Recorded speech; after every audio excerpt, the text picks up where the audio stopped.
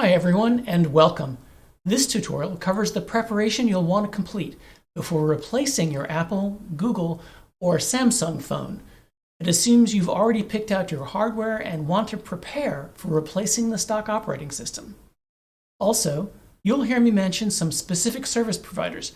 I need to say up front that I've not received any compensation or free products or services. These opinions are my own and are based on personal research and experiences. So, if you're here, then you've gotten serious about replacing your Apple, Google, or Samsung phone with a de-Googled Android alternative. There's lots of reasons for that, and we're here to support you. You can learn more about our suggested alternatives by watching one of these videos. If you haven't seen those videos on choosing a de-Googled OS, we recommend one of these three: EOS, IODE OS, or Graphene OS. Choose Murena with EOS if you want simplicity and convenience that looks and feels a lot like an iPhone. This option is as close to a drop-in replacement as there is today for Apple, Google, or Samsung. Murena offers personal data migration tools along with their subscription cloud services. Choose IODE Tech with IODE OS if you prefer a clean, minimalist Android experience. It comes pre-installed with the F-Droid and Aurora stores, with available subscriptions for enhanced ad blocking and content blocking for parents. Choose Graphene OS if your concerns are first and foremost about the strongest and deepest protections of your personal privacy and cybersecurity. Here is a preview of what we'll be covering in this guide. There are a few things that need your attention the most, and we'll point those out when we get to them. That is, if you get them wrong, then your install could get delayed. The steps we're sharing in this tutorial apply to all three alternative operating systems. We're doing our best to provide those details, but there is no substitute for reading the documentation for your chosen operating system. This slide provides some links for you. Okay, this one should be easy. You'll need a small amount of disk-free space for the installer to download the operating system image. Let's call it 10 gigabytes for simplicity. To be fair, if you don't have that much already, then your current computer is probably yelling at you. There are two types of move we'll talk about here. The first is from your current phone to your new phone. The second is when you want to change phones but keep your de-Googled operating system. The process of moving your stuff from one phone environment to another is personal. The steps depend on which environment you're leaving and how extensively you've used their services.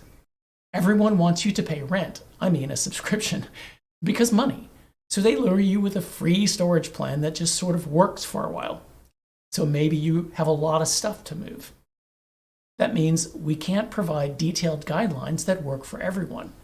However, after looking at Apple, Google, and Samsung, and then EOS, IODE, and Graphene, I can provide some broad observations.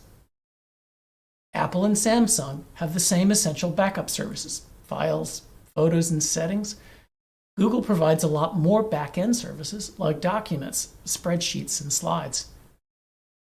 Regardless, moving your files, photos, videos, and contacts, etc. are all done the same way, regardless of which big tech company you're giving the boot to. There are countless online guides that we won't try to replace. But what about easy phone upgrades? Apple, Google, and Samsung do continuous settings backups primarily so you can upgrade quickly from your old expensive phone to a new expensive phone. They've put a lot of effort into that because they want you to pay more. Upgrade every year. No worries, Android has you covered. All of our suggested de-Googled operating systems use SeedVault. SeedVault is an open-source, privacy-focused backup solution for Android that gives you full control of where your data is stored and ensures it is protected by client-side encryption. And if convenience is important, then the Murena suite of cloud services are there to replace most or all of those Google services. So to be clear, your phone will be factory reset. That means erased during the installation process. So if this is your daily driver phone and not something you purchased for this purpose, remember to back up your data.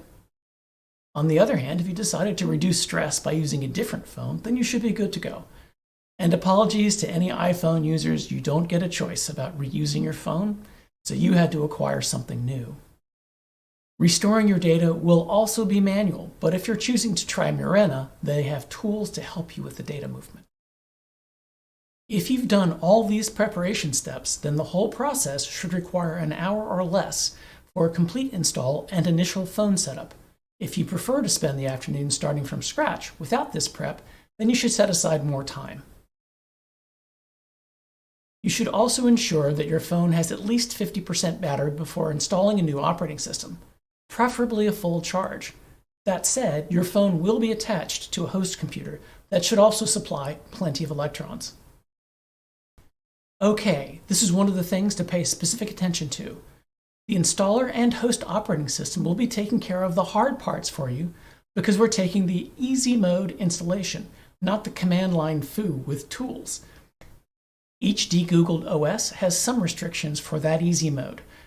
The ICYMI OS Easy Path uses an installer that requires either Windows 10 or 11 or Linux. Our tutorials will be using Windows, which works for all three. If you're using ICYMI OS, then you'll download an installer that doesn't support Mac OS. The EOS and Graphene OS Easy Paths both require a web browser with a specific feature. We'll assume that you're using an up-to-date Windows 10 or 11 and Mac OS to support that. The title of the slide includes a warning. Don't do this in private browsing mode, because some browsers have memory limits in that mode. The EOS and Graphene OS Easy Path installs require a browser that allows secure access to USB devices. We recommend one of these three supported browsers that work on Windows and Mac OS. Those are Google Chrome, Microsoft Edge, and Opera. Other browsers can work if they're correctly configured, but these should work out of the box as long as, again, we stress, they are not in private browsing mode. Yeah, Edge works on Mac OS. There's some irony there.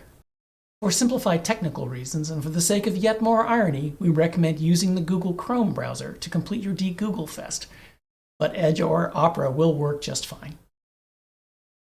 Here are links to the installer web pages.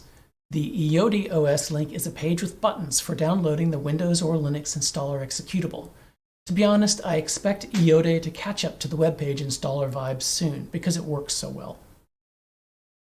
Now, this is the most tedious part and applies to all three operating system choices. Having a bad cable is the most likely delay in your install because, well, you don't know if the cable works until you try it. Getting it ready ahead of time can head off waiting for delivery or drive to a local store. Important caveat, never use a USB hub like the front or top panel on a desktop computer case or on your monitor or a standalone device. This hardware can be flaky. You want to connect directly to a rear port on a desktop or the ports on a laptop because those are directly connected to the motherboard. So, you need a high-quality, standards-compliant USB-C cable that fits your computer's port on one end and has a USB-C on the other end for your phone or tablet. So we need to look at your computer. This photo shows an example for the back of a PC desktop. USB Type-A port colors have meaning. Prefer blue or teal, meaning they have USB 3.2 or later. Don't use black or white. I'd also avoid orange or red because they can include charging current. Here is a picture of a laptop with both USB-A and USB Type-C ports. These happen to be blue. Here is a picture of the USB-A port cable you need. The other end goes to your phone. Here is a picture of the USB-C port cable you need. Again, the other end will connect to your phone. If you still have it and it has the right connectors, you can use the one that came with your phone. Or you can get a cable online. Here are two I've used. The main thing is to ensure that it's not a power-only cable. I've been using cables described as charge and sync. Sync means it supports data, which is what we need. Get USB 3.2 if you can, but a USB 2.0 cable will work. The data transfer can just be slower. A 6-foot or 2-meter cable or longer will be easier to work with than a 3-foot or a 1-meter cable, depending on whether you have a laptop or a desktop that you're using. I'll include a link in the notes for these cables. Again, this is not an endorsement, just information. Okay, that should be everything you need before starting the process. Remember, this will be fun, not just rewarding.